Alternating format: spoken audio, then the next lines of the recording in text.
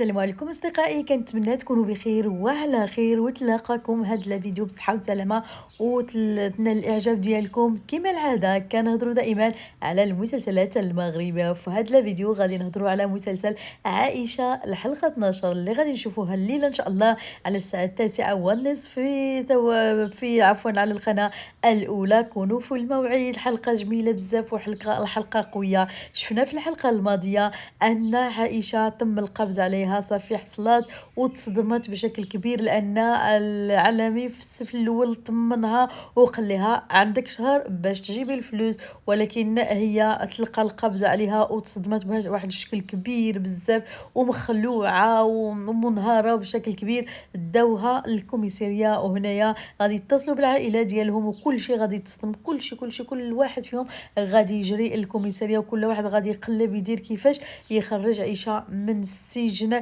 لان صافي تشدات وكل شيء كيعرف بان ما عندهاش الريال. داكشي اللي كتاخذو كتصرفوا على على خواتاتها وعلى بناتها باش ما يبقاوش محتاجين، وحتى خاطرها راه علماتها بانها غادي تشد في اليوم من الايام. ومشات كما شفنا في الحلقه الماضيه انها هدات الوالده ديالها وكتبت لها النصيب ديالها في الورد حتى الا تشدات. ملي غادي يديروا مثلا بحال يحجزوا لها على الاملاك ديالها ما غادي يلقاو عندها والو، داكشي اللي عندها راه كتباتو الوالده ديالها. ولكن ما غاديش يوصلوا لديك المرحله لان عائشه غادي تنقد وغادي كاين اللي غادي يخلص عليها وغادي يخرجها من السجن وغادي ترجع لبناتها وغتكون سعيده من بعد. في الحلقه الاخيره اللي غادي تكون هي الحلقه 15 غادي نشوفوا في هذه الحلقه ايضا ان اماني غادي تغير كليا على مهدي. صافي غادي تغير، غادي تواجهوا، غادي نشوفوها قويه احسن من اللي كانت في الاول مدلوله. غادي تكون قويه وغادي تبقى تشد معاه في الهضره وغادي واخا غادي تبقى تاكل العصا ولكن غادي توقف في وجهه وما غاديش تبقى تحاول ما تعطيش الفلوس، ولو انه غادي يخرج منها الفلوس بز منه.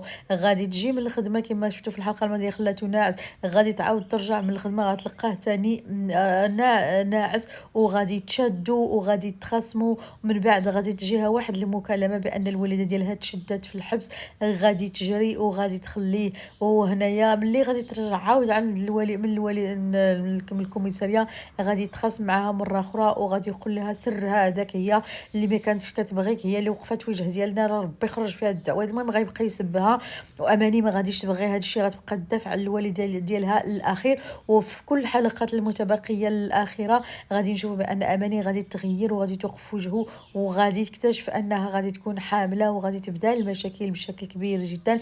وخالد الوالد ديالها هو اللي غادي ينقذها من مهدي وغادي يربي مهدي بزاف وغادي يخليه يوقف على حده.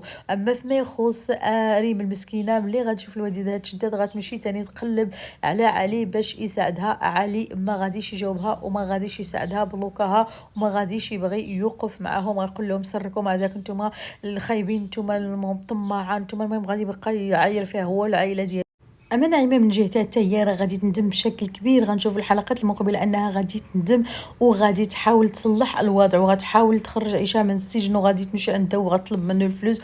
ولكن حتى العلاقه ديالها مع داوود راه ما غاديش تستمر، غادي توقفوا.